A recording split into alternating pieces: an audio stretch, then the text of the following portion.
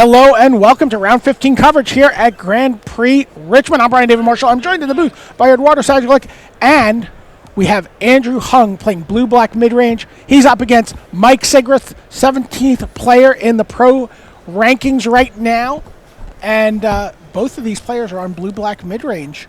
Now, is blue-black mid-range a deck you choose because you think you're going to prey on these red-black aggro decks? I actually believe that blue-black midrange is just a very strong choice in the standard metagame.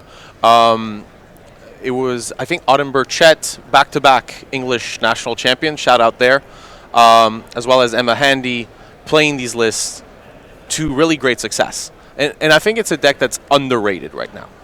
It just has a very powerful plan. When Rivals of Ixalan was the newest standard set, it was one of the dominant decks because it just does a lot of powerful things. Of course, the most powerful one, the Scarab God. That 5/5 for 5 dominated standard for quite a while.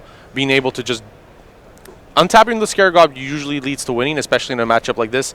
But with both players having 4 copies of Vraska's Contempt, this is going to be usually a grindy affair where each player is trying to jockey for position, generate card advantage, and Champion of Wits, a really good card to do so. Ideally, when you do play a Champion of Wits, you would love to discard the other one, protect it from any exile effect, and plan to eternalize it a little down the line. All right, well, here we see, wow, 2 lands discarded from Mike Sigrist. Guess he feels like he's positioned for the next few turns in terms of his land drops with his hand. Tell you, Mike Sigrist, of course, 3 top 8s at the Pro Tour, 1 earlier this season, already platinum this year, 9 Grand Prix top 8s, including wins in DC and Montreal. And again, Andrew Hung, something we just talked about, that idea of trying to lock up levels. He came here also to lock up bronze. Oh. And is way ahead of his expected performance already. He's got that in the bag, and now he's looking to get himself to the Pro Tour. Yep, playing for top 8. An interesting decision on this Doomfall here. There were 2 little things that happened. First was Andrew decided to not use the Field of Ruin end of turn when the opportunity was there and blue mana seemed to be missing. So So if I'm Mike, I would put Andrew on potentially having access to something like a Fatal Push in a spot like this. Since Field of Ruin otherwise not too much utility, I guess killing a Temple of Ascalaz can be important. But here also, this Doomfall, deciding to take the hand, take the Scarab God, Andrew could have decided to Doomfall the Champion of Wits in play, and it might have been... I mean, I'm going to assume that Andrew has a tiny bit more experience in this mirror match, but the truth is, I actually feel that Champion of Wits eternalizing is going to be potentially key, and there's definitely a consideration to exiling it. But with Mike discarding 2 lands, Andrew believes that Mike is unlikely to get to 7 mana right away, and maybe can deal with this champion in another fashion. Perhaps a Vraska's Contempt or something along those lines. Right. But we see a Commit to Memory in hand. All right. Well, commit is maybe not what you want to do to champion. It gives the ability for you to play it again and keep stock, like changing your hand to be exactly how you wish for it. All right. Here's a Supreme Will at the end of turn for Mike Sigrist. He's playing it on impulse mode. Yeah, pretty much. You want to sculpt your hand. Supreme Will is nice to catch out. Say a heavy play like a Scarab God or a Torrential Gearhulk. One of the few ways, actually the only way, along with Essence Scatter, that Mike has against Torrential Gearhulk. That said, Mike also has Essence Scatter, but Mike also knows that Andrew knows that Mike has Essence Scatter. So it's unlikely that Andrew would run a Torrential Gearhulk into Supreme Will for that reason. So Mike using it to, as you say, in impulse mode, just to diversify his options. Finds a card he likes, continues to chip in, to use your term there, yeah, with the Champion of Wits. The chipping in, very common in a matchup like this. Both players playing 4 copies of Glintseef Siphoner, both players playing 4 copies of Champion of Wits. Something you might have remembered from the Legacy matchup, you know, these 2 ones just keep dealing damage, and it doesn't seem like much, but it adds up, and it puts the player in a position, early on you're fine, but later on you're like, well, okay, I'm at 8. I kind of have to do something, and it forces you into a play pattern you do not want to be in. Interestingly, we see. Oh no, he's going to go with the Doomfall first. I thought he was considering that other Champion of Wits in hand. Looks like he's got an Ether Hub. Doesn't play his 5th land before doing that. Yeah, just to hide information, make it unclear to Andrew whether he has access to the 5th mana. There's no like spell pierce. I mean, there's spell pierce literally in standard, but there's no. Mike would be surprised to see a spell pierce here. It's not a very common. It would be a very uncommon inclusion in a deck like this.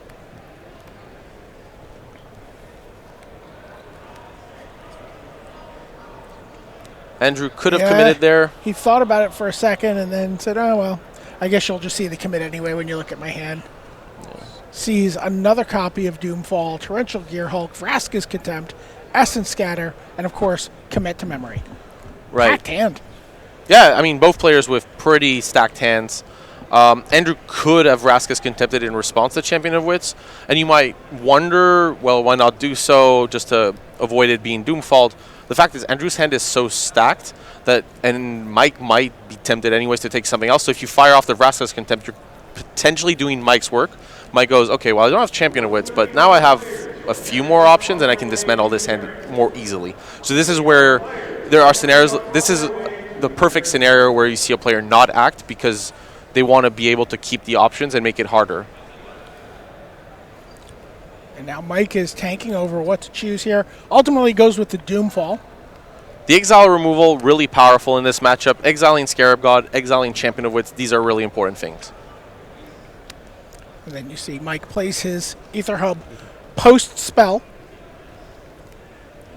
And manages to keep up Essence Scatter here. But doesn't have anything he's particularly worried about with it. Yeah, it would just be in case Andrew has a top deck Scarab God. Rip the Scarab God there. Right, yeah. but Andrew knows about the Essence Scatter from the earlier Doomfall, so probably not running into that. There we see a Fatal Push in hand. Right. The other reason Mike may not want to cast that champion before was Mike had time to draw, and the more time you give yourself, the more time you will draw cards that are a little more subpar in the matchup and get rid of them. Like the Fatal Push. Exactly. Fatal Push is, the cleanest answer to a Glint Siege Siphoner. Very good against it. That's not the game we're playing, so probably Mike is going to look to get rid of that card, assuming he doesn't draw far worse. He drew 2 lands. There is value in these lands just because of the Eternalize from these Champion of Wits, and we're getting to the point where it's not necessarily going to be easy for Andrew to exile both champions, so Mike may consider keeping at least one of these lands. It looks like he's got that Fatal Push up for discard and maybe the Field of Ruin. Looks like he's loath to just discard a land at all. Yeah, but the other cards are just too powerful. Even though Andrew knows about the Essence Scatter, Mike knows about the Torrential Gearhulk, and discarding the Essence Scatter here is opening yourself up to Vraska's Contempt. If Andrew has a land, Torrential Gearhulk, and that would be horrific. So in the end, he discards Fatal Push and Fetid Pools. And now we're going to see, we've seen this a bunch, Field of Ruin, where people are just sort of fixing their mana off of it. Sometimes, the great play that we've seen a lot down the stretch here is commit to memory something, then activate Field of Ruin to shuffle it away. Seen that happen a couple different times now. Right, and that would be why Andrew earlier didn't crack the Field of Ruin. It looked a little bit weird, but that would be the main reason. The Revolt on Fatal Push potentially, but honestly, that comment you made, and we've seen a lot, Field of Ruin to shuffle a card that you committed. So that would be why Andrew didn't do it, probably drew an island at the right time. But when you have access to 2, you just want to fix your mana, though. Especially with Torrential Gearhulk, you want to make sure you have double blue. Want to make sure you have it ready when you need it. Right, exactly. I mean, there's no instant in Andrew's graveyard currently, which is an important detail. But as you said, like Vraska's Contempt, then untap Torrential Gearhulk, get rid of those 2 Champion of Wits. That'd be pretty nice. Yeah, but Mike knows about this pattern. Right, the key reason I believe Andrew decided to look at Mike's hand rather than exile an in-play Champion of Wits is simply, I want to know what's up. I want to know what, if you have counter magic, what effects you might have that could stop me, and that information of Essence Scatter was important for Andrew. Right. See both players just passing the turn back and forth here. That was a very key draw. I was going to say, was that Arguel's Bloodfast? Yeah, it looked like it was Arguel's Bloodfast. Key draw. Mike is ahead on life, and he's under no pressure from Andrew. And Andrew only has that commit for the Bloodfast. The thing is, I think here Andrew is probably going to commit a Bloodfast if it were to come into play. So that's what Mike is thinking about. But if that Bloodfast were to hit play, that would be hugely advantageous for Mike. It's just that I don't believe that will happen because Andrew has access to commit memory. So Mike is going to keep putting pressure on Andrew and trying to force Andrew to react first. Well, Andrew's going to have to do something. He only has, in theory, 3 more turns before he commits something to the board. I think with commit and Torrential Gearhulk and Mike being at 6 mana, and not being able to say slam a Scarab God with backup, you're okay with using the Vraska's Contempt here. Yeah, there you see one Vraska's Contempt. That changes the clock dramatically. Andrew goes up to 12, gets rid of one of those champions. It won't come back. Yeah, Vraska's Contempt, one of the premier cards of the standard format. So many threats are recursive, and it's one of the few cards that cleanly deals with a Planeswalker. That versatility, plus even that gaining 2 life, a very important package, and often one you see with Torrential Gearhulk. See Field of Ruin on Field of Ruin here. Right, and Mike realizing, well, I don't want to if I get hit by commit, I at least want to redraw the card. So that's why you see this play here.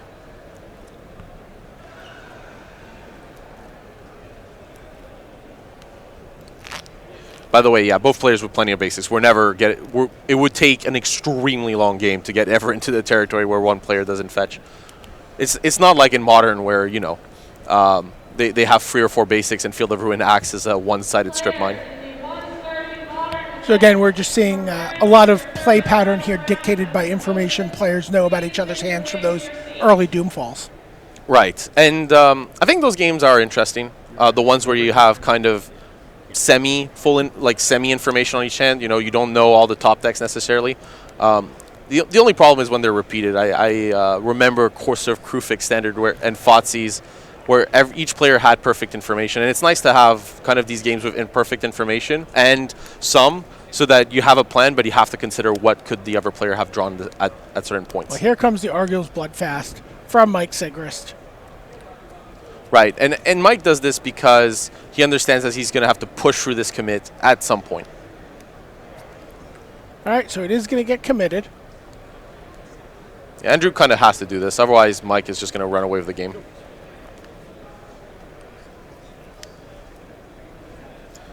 Normally you don't want to memory, but if Andrew draws a land here, Torrential Gearhulk, while normally a high value card, not very good against the Essence Scatter in Mike's hand, and it may be a force play here. So you're saying that Andrew may, at the end of Mike's turn, play Torrential Gearhulk and flashback memory? May just cast memory. Well, that's what I'm saying, but without the Gearhulk, just because of Essence Scatter. Oh, okay. Yeah, there was a land. It won't necessarily be the case, but it is a possibility. Simply because Andrew is a little behind. Now, not far behind, but Andrew knows that there is a, Bloodfast on top that's coming, and we'll have to deal with it. And doing nothing this turn will put Andrew behind. So I think we're going to see a memory here. Yeah, you are. Good call. Both players are going to pick up their graveyards, hands, shuffle it all back together. And because Andrew had 2 lands open, this also helps the memory. Andrew's commit to memory should be exiled. Good spot. That Aftermath exiles a spell, so it doesn't shuffle in. Yeah, hopefully someone can fix that. Make sure that commit to memory is exiled. I'm not seeing it alongside the Doomfall where Andrew's put his exiled cards. Right. Should be easy enough to fix, though. Yeah. There we go. It seems like the players were alerted about it. He's like, oh, yeah. There we go. So while this gets fixed, just to explain the implications here, the problem with memory is that you have to tap out. With Torrential Gearhulk, there's a really nice interaction. You get Torrential Gearhulk, commit as an instant, so you can target it, and then you can choose either half, so you memory, so you get to untap with a full fresh 7, and then you get the mana first. Because the problem with memory is you're tapping out and letting your opponent use the freshly drawn cards first.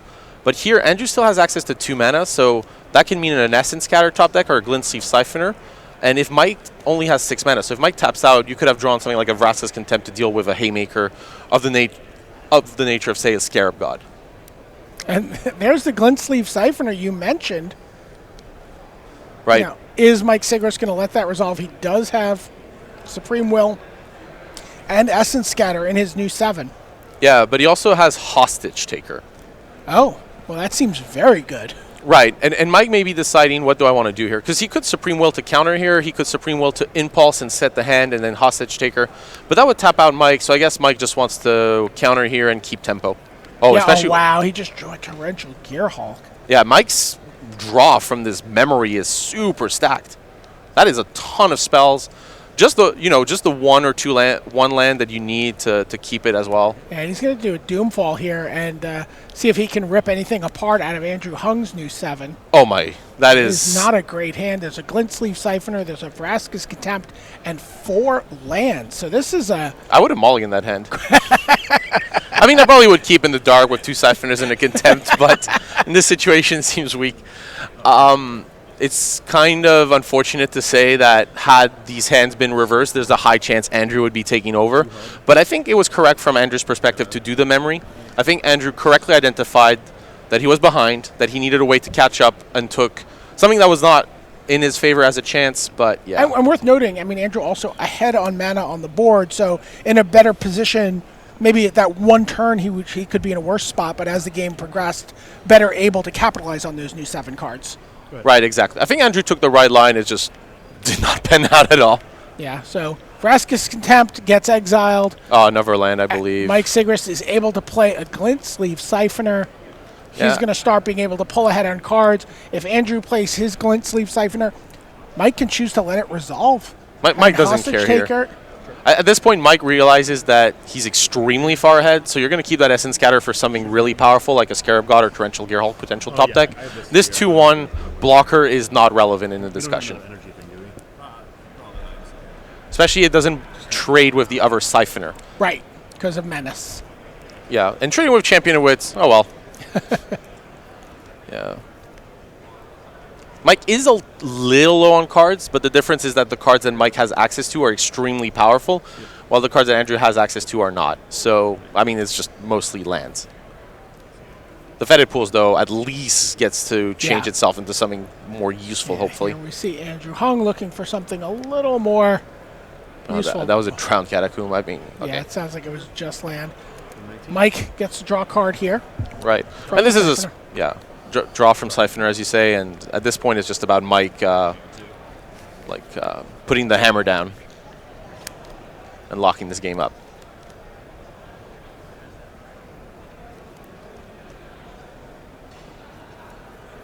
Got another Champion of Wits in hand, too.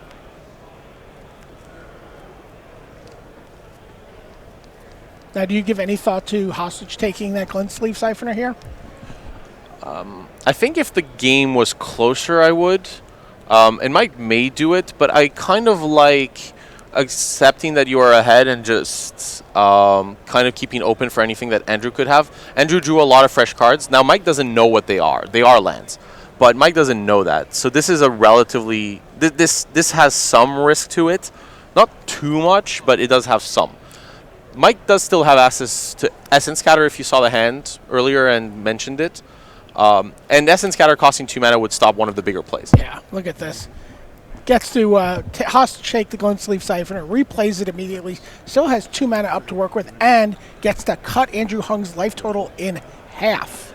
Right, and this was probably why Mike did this play, is just the amount of pressure that he adds on means that even if Andrew did have a powerful play, let's say Torrential Gearhulk plus another card to protect it, Andrew doesn't have a Supreme Will, so is not capable of, say, doing Gearhulk it plus protecting it, but it wouldn't be enough in a case like this. There's no instant in the graveyard, and Mike is just far ahead here. 4 mana from Andrew Hung. He's got his own hostage taker. 6 mana. Right. So is he going to hostage take the hostage taker, play the hostage taker, and get back the Glint Sleeve Siphoner? Yep. Well, except that Essence would be the Scatter plan. Essence Scatter basically negates his plans, and that's going to be all for Andrew Hung. Mike Sigrist takes game 1 in this blue-black mid-range mirror. And now we go to the sideboard, and I'm curious how similar these decks look after sideboarding. Yeah, and we'll definitely break that down. I just wanted to highlight that game came down to, that aspect. You're pushing damage, your opponent is forced into an uncomfortable position. Andrew had to memory, and then Mike capitalized on that. So, sideboard plans. In a matchup like this, what you're trying to do is usually, again, outmaneuver. Your big plays, Torrential Gearhulk, Scarab God, they're very good, and you know that your opponent has to respect them, but you also understand that they're a little hard to get down because your opponent's ready for them. Doomfall, Essence Scatter, these are cards that both players will have access to.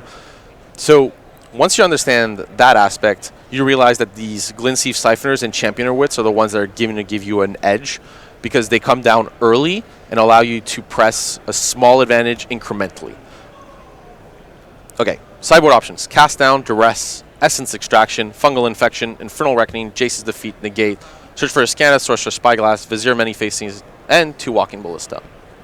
Here, we're looking for cards that allow you to prolong your card advantage. Search for Iskana, perfect in a matchup like this. They both do have access to Field of Ruin, but even 2 turns, say, of Iskana the Sunken Rune can be enough to bury your opponent in card advantage. Jace's Defeat, perfect answer to Torrential Gearhulk and Scarab God. So we're going to probably see Mike not sideboard in too much. We're going to lose some of the more conditional cards, like, say, those Fatal Pushes. They do answer Glintstream Siphoner, but probably not as many.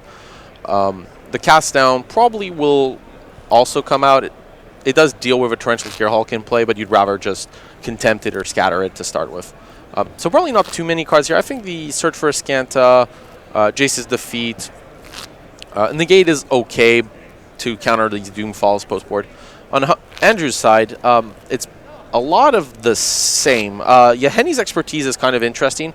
Probably won't come in a matchup like this. It's more, I think, for the red aggro matchups.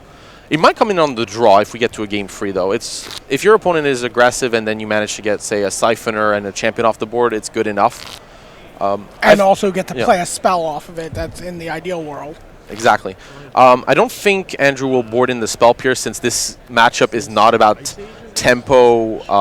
The games can get quite grindy, but again, Negate could come in. The Jace's Defeat will definitely come in, as well as the extra Doomfall. But I think mostly these players are going to optimize their decks. There's not a fundamental change of strategy.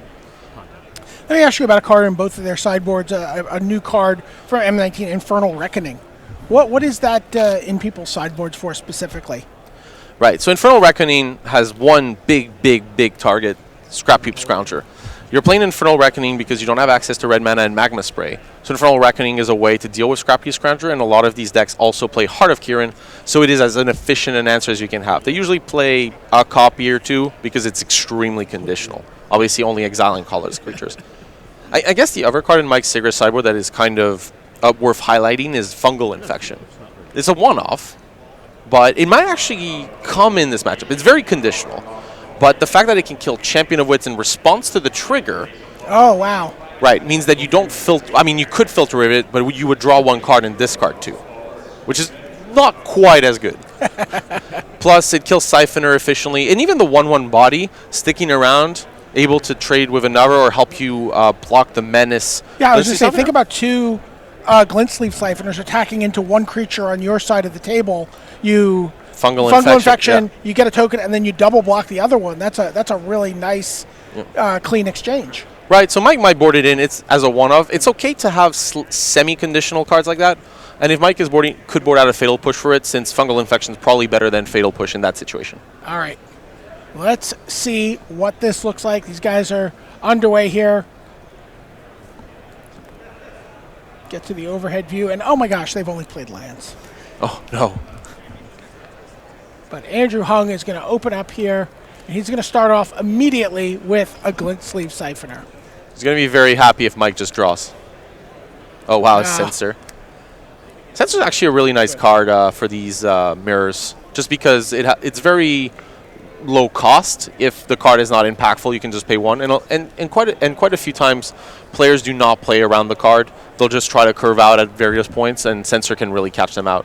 Yeah, here you see Andrew Hung gets to go up a card here on his Siphoner. Aether Hub and Siphoner giving him each the energy he needs to draw a card. Right, and that's a key interaction in the deck. You play 4 Siphoners and 4 Hubs. Aether Hub, as a land, drawing you a card is quite a powerful interaction. Yeah. And, really, you can see where Mike can get pretty buried every other turn just getting a card out of this. You said a card, right? Yeah. Or do you mean potentially 2 cards down the line? Yeah. This isn't every other turn. This is a card every turn. Plus, it deals a lot of pressure, and you can already see why Glint Sleeve Siphoner so good in these blue-black mid-range decks.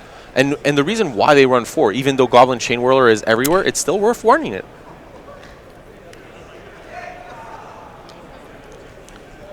Mike is considering the sensor cycle here. Yeah. Basically deciding, well, I'm not going to get anything with this, and I really need to deal with what's on the board, so I have to dish the conditional counterspell. Cycling, also something I'm going to miss once we get to Guilds of Ravnica. Probably one of my favorite, I think not just my favorite mechanic, or one of them, it's just an amazing option. All right, a little game I like to play called Brunch or Brunchier, Eduardo. I'm not going to give you any more explanation other than Brunch or Brunchier. Cycling or flashback?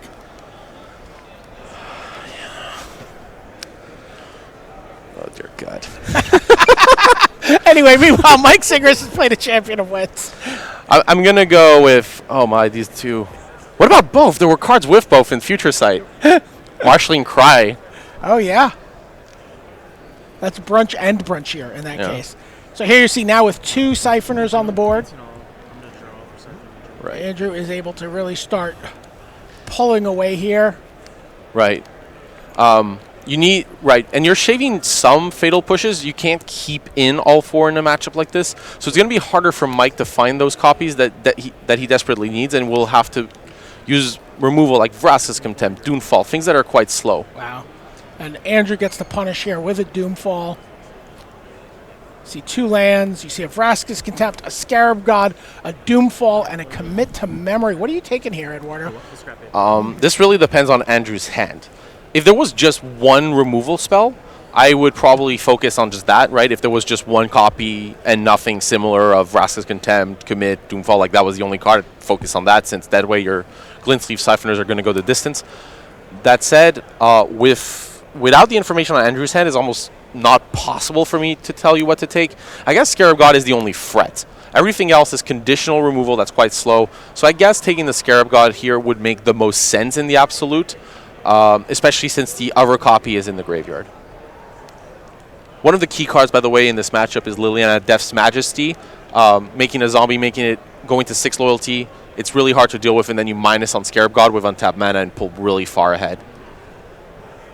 It's a card both players only play a single copy of in their main deck, don't have any additional in their sideboard. Right. But Planeswalkers have been, I found, really powerful in this standard format, especially with the rules change. For example, Unlicensed Disintegration, unable to deal damage to Planeswalkers. Took the Doomfall there. Plays his 4th land and passes the turn. But again, he's going to get an extra card next turn and really gets to start cascading on top of Mike Sigrist's already poor position in this game. Yeah. Taking the Doomfall there is actually really interesting. If I'm Mike, I'm trying to figure out if I got Doomfall taken because it was the most efficient removal spell, or if Doomfall was taken simply because, as in like for turn 5 I could draw something that costs 2 and do Doomfall plus something else, or if it was taken because Andrew has access to an extremely powerful card in hand that he does not want to lose. The thing from Andrew's perspective is the board is threatening enough that Doomfall would have to exile a creature in play anyways, so Mike couldn't afford to not do something that affects the board this turn anyways. Mike takes a full turn off here and casts Vraska's Contempt on his main phase to get rid of one of those Siphoners. Gets himself back 2 life in the process. Yeah, Mike's hand a tiny bit awkward having to use the Aether Hub for that second black mana, so a second Vraska's Contempt would be difficult to cast. Yeah, I mean, the card advantage from these Glint Sleeve Siphoners has been just egregious. Another card I didn't talk about, but that actually does come in, is going to be Walking Ballista. Walking Ballista being, they both have 2 copies, and it's so efficient at killing these 2/1 creatures. I apologize for forgetting to mention it. Very key card here. Just because you can do it for 4 mana, kill a 2/1, have it stick around and play. You see a Jace's defeat in hand for Andrew Hung. If that was the top card, I believe that was a negate. Oh, is that a negate? I'm sorry. Yeah, it's all right. I'm trying to figure out what these transform cards are, though, which is gonna. The checklist cards have a unique, distinctive look, but it's much harder to say. That's the black one. Argyl's Bloodfast. I don't think Andrew has access to any search for his contest. Right, good spot there. So basically has 2 copies of this card. Really powerful. You saw Glintsleeve Siphoner already do a lot of work trading life for cards. And in this matchup, because you can't deal with the enchantment, every card is just so much advantage here. Also, the flip land means that Scarab God, it's very hard to exile Scarab God. Essentially, once you have that land transform, your opponent cannot really exile Scarab God since you can just sacrifice it to the land and always make sure you get it back. Yeah, Temple of Aklazats. Sacrifice a creature. You gain life equal to the sacrificed creature's toughness. Throwback 2. 2 cards, Diamond Valley and Mirren the Moaning Well. Diamond Valley does not produce mana, though. I just wanted to see Diamond Valley up on the screen. Thank you, Reed Duke. Reed got Still you. going above and beyond, even at this late juncture in the tournament. That would have been amazing if we saw that card in Legacy. Exchange for a number of life. I would like a number of life points equal to its toughness. I like that it's one of the few cards in Magic that gives you play advice. Note that this ability may be used after blocking has been declared. All right, 6 land here for Andrew.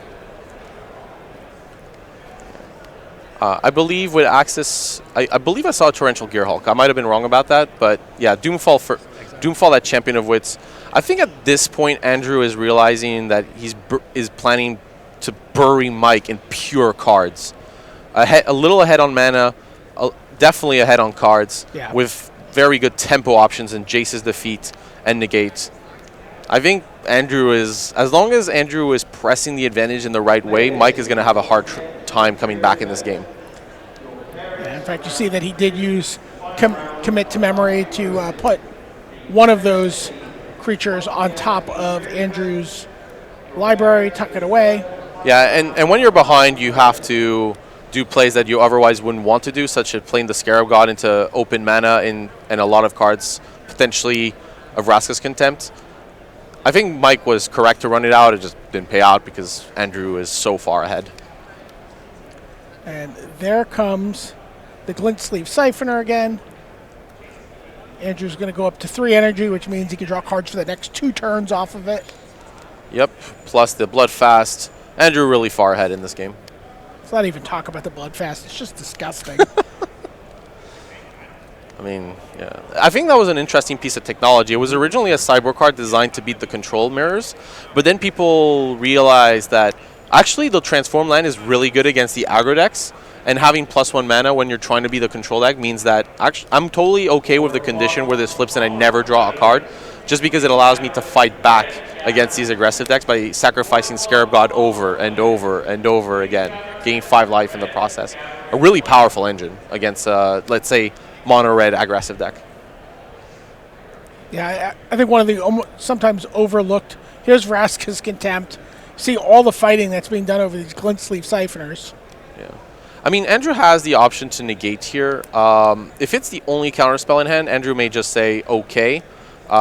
While it draws cards, you still have an engine in play with Bloodfast, and you don't, and Mike being at 14, you don't really need the 2-1 to put on pressure.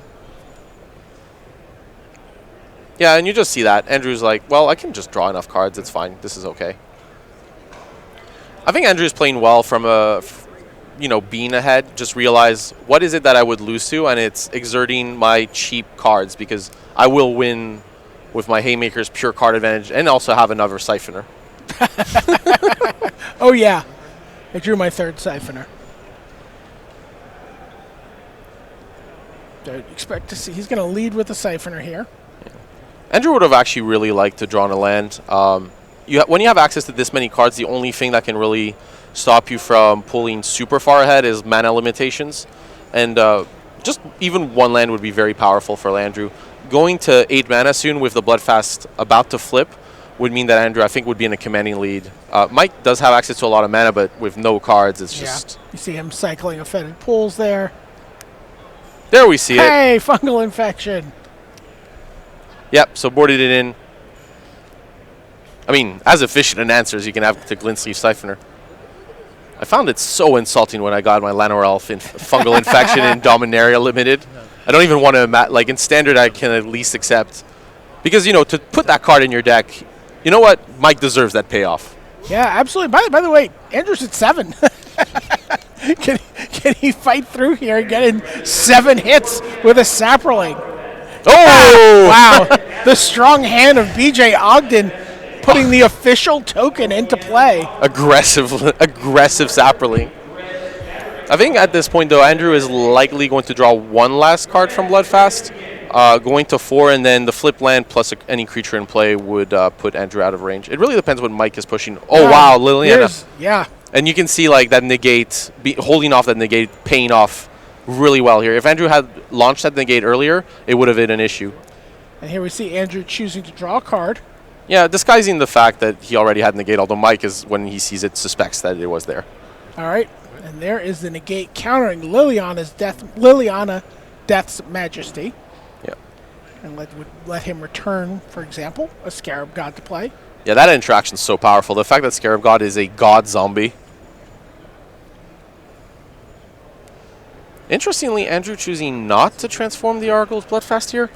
I mean, you could draw one more card, but that puts you at potential risk. I know there's 2 Vraska's Contempt, but, I mean, and you are super far ahead, but do you really need to... I don't know. I don't think Andrew needs to draw any more cards. Andrew's got a full hand of cards. His opponent is empty-handed, save for that one Saproling token on the board, which is only non-land permanent. Yeah, and you have Walking Ballista. But here's Walking Ballista. Yeah, I would have liked to see this Bloodfast flip, especially because Andrew has a second one in hand. So I honestly think there was no reason to not flip it here. Like, you could draw a card, but I don't believe you need to do so. The extra land here would have been useful for Andrew to have access to Vraska's Contempt on Mike's turn, as well as what I believe is a copy of Commit in the back. So, yeah. I'm going to Doomfall your Saproling token. It is the most honored a Saproling token has ever been. The Saproling token bows in grace out of the battlefield. Yeah. But yeah, I think the Bloodfast here should have flipped. I don't think it will matter since Andrew is so far ahead. Although one consideration that's really important, look at the clock. Oh, wow. 12 minutes left. And Mike Sigrist decides he's going to draw 7 new cards. If Andrew... So will Andrew. Right, but if Andrew had access to Commit Memory in hand, then not flipping here was a really dangerous play. Essentially, Andrew let Mike flip that, like play that memory and potentially come back in a game that Mike should never have been into. I mean, I might have misseen the commit. That is a total possibility. But if Andrew had a commit, not transforming the land there was a grave error. It's time where you start looking at players' tiebreakers, trying to figure out what happens if both of these players end up with a draw. Go ahead. Yeah. It looks like Andrew drew a lot of spells, though. But yeah, Mike reloading a fresh hand back from 0 to 7. And he is at 16 life. Yeah, plenty of time to deploy the cards. It looks like Mike drew quite a few lands, but one of those is Fetid Pools. So here it seems like Mike has access to Essence Scatter and Fetid Pools, but probably made the land drop for the turn. Falls to 14 from the Walking Ballista.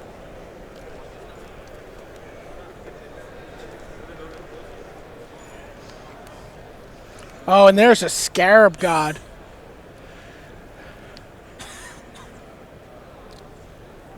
Boy, and again, you talk about that not transforming that Argyl's Bloodfast, would represent an extra mana here if he'd been able to do that. Right, and there was a possibility of reanimating the Walking Ballista. There was a lot of options from... Yeah, I think... I don't understand why the land isn't transformed. Maybe... if Andrew's at 4, as indicated, I believe that Bloodfast should have been transformed 2 turns ago.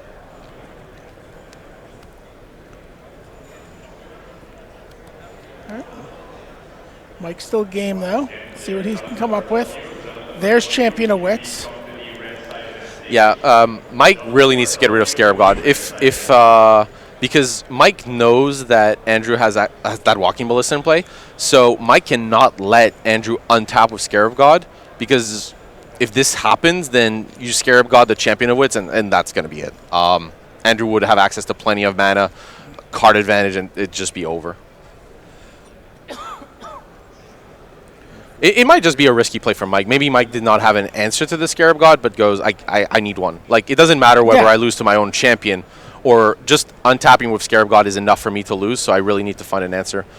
The back card seems to be that fungal infection. Yeah, if Andrew here gets to untap, it probably will just end. Just taps 4 mana casually, like trying to representing the Vraska's Contempt.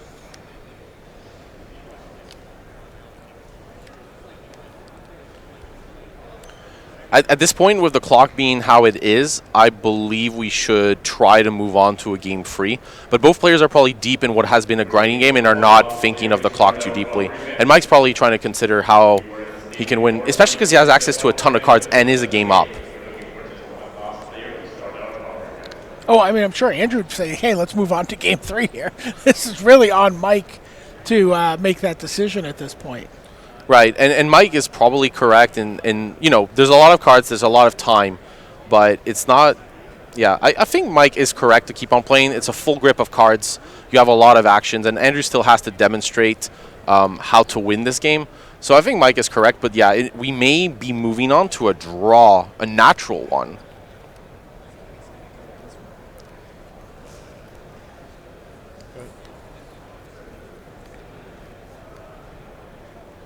Pointed out that when we were talking about the different things that Temple of Aklazats looks like, we forgot a land enchanted with Animal Boneyard. What set is that from? I don't know. Is it a commander card? It may very well be. Oh, there's Animal Boneyard. Oh, Odyssey. Odyssey. Holy smoke! I saw that card in the past. What a call! Okay, so here's fungal infection on Walking Ballista. Yeah. This is not going to be a sapperling. Yeah, that shouldn't be a sapperling, right? Right, the target's countered. You don't get a sapperling. Oh, yeah, okay. I mean, between Scarab God, Champion of Wits, I think Andrew's got this one down, but it's going to be, while the game post-sport can be fast, with 7 minutes and a half, very likely we're going to a draw, and then at that point, it really becomes about the result on table 5. On table 5, if Alfredo wins right now as stands, Mike would not be in the top 8, and Andrew would go through, assuming tiebreakers don't modify too much. They are very close. If Zane was the winner, then a draw would put both Andrew and Mike in the top 8. So it really depends on the result of that table 5.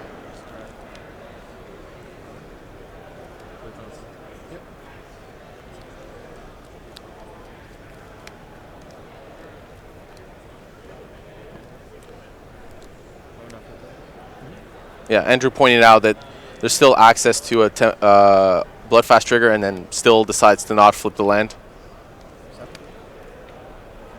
Or flip the enchantment into a land, whatever. Yeah. Just gets in with the Scarab God. Plays land, he's going to have to discard to hand size here. Yeah, so much advantage. It's actually insane. That's just like straight up 8 spells that all do different things. I guess, if there's a Champion of Wits, yeah, you would discard that just because you have access with it with Scarab God. Sensor Cycles, yeah. Champion of Wits, perfect. You get to reanimate that.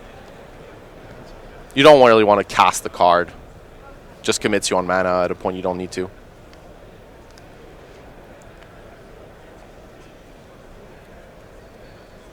Mike Sigurds, can he win a game? Can either player win a game 3 in well under 5 minutes?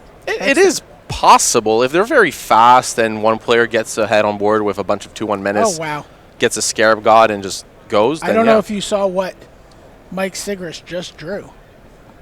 But if it could resolve... Torrential Gearhulk? How about a Walking Ballista? Oh. 8 mana in play. Oh, wow. I think Andrew's hand is... Oh, Censor. Okay, we're okay. We're safe. And is it? But he's. Oh, we also had Essence Scatter. He also has the Essence Scatter, and that's going to be. Mike Sigrist is like, look, I'm still able to win this game, and he kept playing.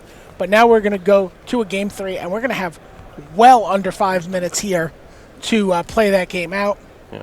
And remember, Mike would largely prefer a draw to a loss, since there's a high chance that Mike could still make top 8 with a draw. So, yeah, we're not. Both players would have equity with a draw.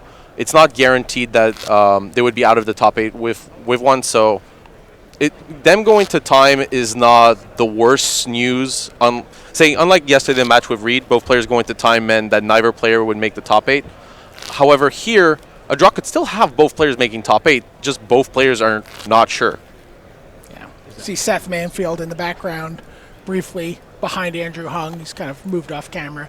But he should be in this top 8. But also a player with 37 points, not quite sure what'll happen here. Yeah, we can. While we wait for game 3, that's going to be a formality probably. I guess we can talk about the top 6 players that ID'd on tables 1 for free. Yeah, absolutely. Yeah, Alex Hahn. Yep. I believe I trying to remember the match. I remember that we had some amazing black-red matches. And yeah, you were very impressed with the way Alex played his match when we watched him 2 rounds ago. Yeah.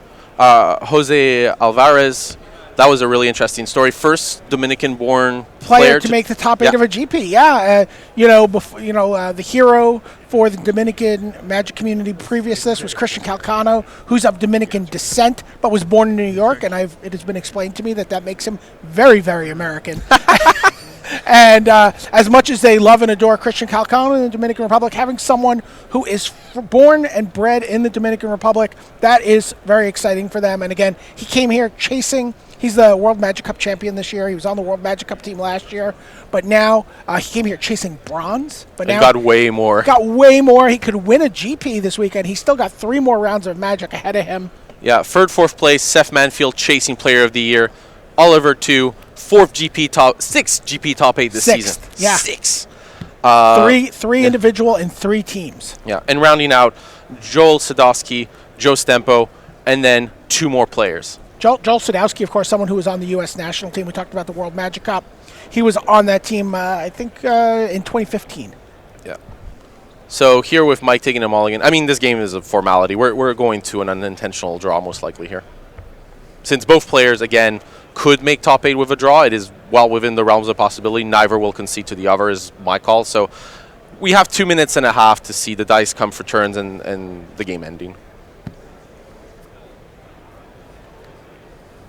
Well, if Mike Sigrist is going to win, it may involve something like a glint sleeve siphoner, and he's got one available to him on turn 2. There's a swamp halfway there. Yeah. But a 10-turn clock is not going to get there in 2 minutes. I mean, yeah, A for Hop plus Siphoner, really nice opening in a matchup like this, giving you card advantage right off the bat. If I was Andrew, I think, considering the time, I would have made my deck as defensive as possible, since there would be no chance for really Andrew to win this game. I would probably have just boarded out Siphoners and boarded in all the pushes and just maximized my removal. It's totally fine that the game goes to time. The game 2 was very complicated. There were lots of actions. Both players played at a reasonable pace. And it's okay to configure your deck to be extremely defensive, knowing that there's, say, 2 minutes left to just remove the 2% chance that your opponent has an aggressive enough opening to kill you. Here's a second glint sleeve Siphoner for Mike Sigrist. Yeah, you were talking about this, actually. I mean, this is the draw he needs if he's going to win this game. Yeah. Arguel's Bloodfest is not going to help you win a game here with under 2 minutes to play. Yeah, certainly not. The land could be relevant, though. Again, with Andrew having Scarab God in hand, that would be +5 life, and that might be just enough in a game that's this tight. So get beaten down, transform it, play your Scarab God, sacrifice it. Exactly. Well, 45 seconds. Oh, wow. Because of normally Andrew would look to activate Bloodfast to draw a card, but with 35 seconds left, I certainly would be in favor of my life total being the actual only resource that matters here. All right, Mike Sigrist passes the turn back. Wow, Andrew's drawing a card here. Is he digging for a land? No, had access to Oh, one. that was, Probably sorry, that was end of the turn. We're all right. That said, Andrew at 12, 2 attacks from Siphoners, 8, 2 attacks from Siphoners, 4. So you get to flip, but it does reduce the clock by a turn, and you still need a creature to be in play. And you need it to resolve. Yes.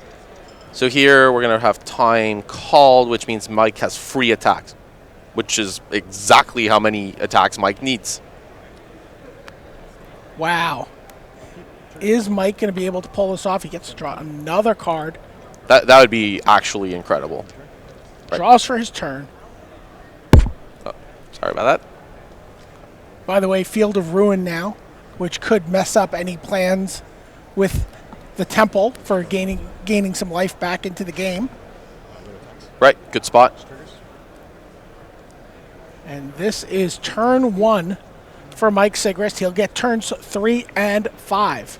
Yeah, and Andrew does not have any removal in hand. It's just Essence Scatter, and wow, Mike may actually be able to pull this one off. You called it. This is crazy.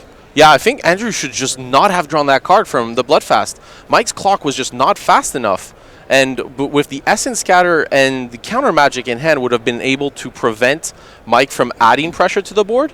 And this, yeah. And by the way, Mike will be able to start a fight at the end of the next turn over just a Torrential Gearhulk. On turn 3, yep. But Essence Scatter deals with that quite neatly. That said, if Andrew taps out for Scarab God here, Mike can play Vraska's Contempt and then sorcery speed the Torrential Gearhulk just to have an additional threat. And if Andrew has nothing, yeah, I think Andrew's correct in just passing. Don't tap out. This is not the spot to tap out. Wow. Here's turn 3. One more turn for each of these players. After this one, Mike draws. Wow. He draws again. I mean, this is astonishing. I think activate less than 5 minutes when they started this game. I mean, Andrew helps Mike here. Activating that Bloodfast I was very surprised. Yeah, got himself to a number divisible by 4. Right, exactly. I would consider that very dangerous when your opponent's clock is, well, 4. Yeah, and Mike is just... I haven't seen Mike's hand shake in a long time, but they actually are. Mike's normally a pretty composed player, but I'm actually seeing, like, emotion going for... You can just see it. I haven't seen this in a long time from Mike. This, and he's got... He has another Siphoner. He has Contempt for any blockers, but then he has Field of Ruin for the Temple. This is actually really close. Mike's just considering what's the best way to get there. Mike knows that Andrew doesn't have removal. Andrew would have played removal a long time ago. So he's going to play a 3rd copy of Siphoner. Right. Vraska's Contempt could be played at sorcery speed. Yeah, Siphoner here probably going to be the target of Essence Scatter, but Mike can still Field of Ruin the Argos Bloodfast and get a land in order to play one of the 2-mana spells in hand, such as that Jace's Defeat or that Censor. Does Mike just let this Essence Scatter resolve? You could Jace's Defeat, but that opens you up to a lot of different issues. At that point, Mike would only have Censor available, and the Bloodfast would be enough. If Andrew had a land, then Censor would not be able to stop Scarab God, as in Andrew would have 7 lands. The sacrifice land, the land Andrew plays. So I think you just let the scatter happen. All right, and that's what Mike Sigrist decides. He says, okay, Andrew, take your last turn. Is this a draw or do I win? I mean, I thought this was a formality, honestly. Like, this is incredible. And Andrew's like, do I draw a card here? Don't draw a card. I mean, Vraska's Contempt is the card you want, but... He's like, ow. But then you're locked to Vraska's Contempt or Walking Ballista. There's nothing else. And he does draw a card. He goes to 2. This is turn 4. Mike gets to take the last turn. This is unreal. Did he miss flipping his Bloodfast there? No.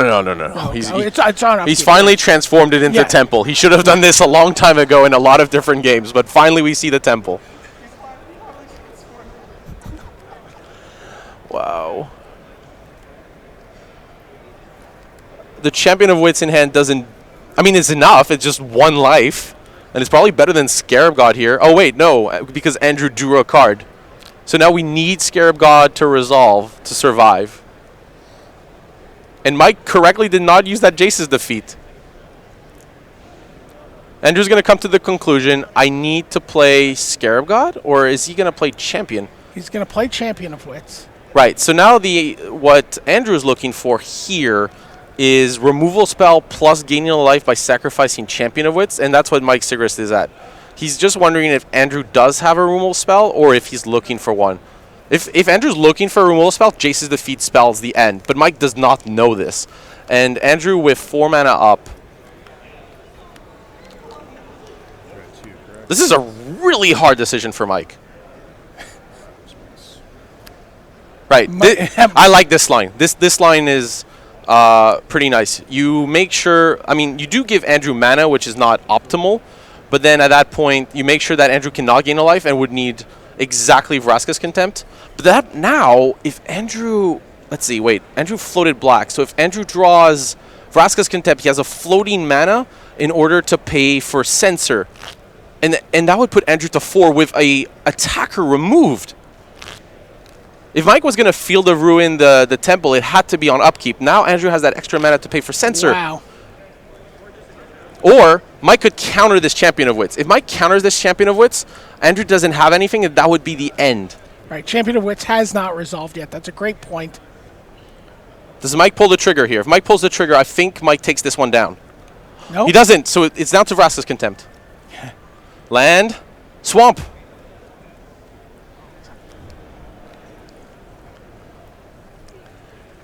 Make sure we haven't missed anything. Even the judge has got his head in his hands as he watches this. What a game. What a game. Again, just remember, we came into this game with under 5 minutes remaining. I think by the time they started playing, it was like 4. It's just... Andrew drew a card off Bloodfast, allowed this situation to happen. Passes the turn back to Mike Sigrist. And that's it. There's no... I mean, there's a combination of card, but Mike is going to attack. Andrew cannot respond, and that's going to be it. The match is going to be for Mike. Mike's going to draw 2 cards. Remember, Siphoner has Menace. Champion of Wits is certainly not blocking them. Oh, and Walking Ballista as well. Why not? Actually, interestingly, if Andrew had killed the Siphoner, Mike would have been able to just go for Walking Ballista and win. You can see it, the action in Mike. And there's a hand. Mike Sigrist with under 4 minutes remaining in a blue-black mid-range mirror manages to win a full game with 2 glint sleeve Siphoners on turn 2, on turn 3, gets both card advantage and beatdown going, and is able to defeat Andrew Hung. What an amazing game. 10th Grand Prix top 8 for Mike Sigrist here and now in this mirror match. That was absolutely ridiculous. I'm just in shock. I mean, there were a lot of moments this weekend. I just can't believe it. And Oliver, too, in the background, he's like, yawn. Mike Sigrist made another top 8. Whatever. No, but that match was just... That was I'm unbelievable. still in shock. Unbelievable. Under 4 minutes. It's just no time. Okay, we got a couple quick messages, some more Time Walk Magic, and then a top 8 announcement coming up right after this.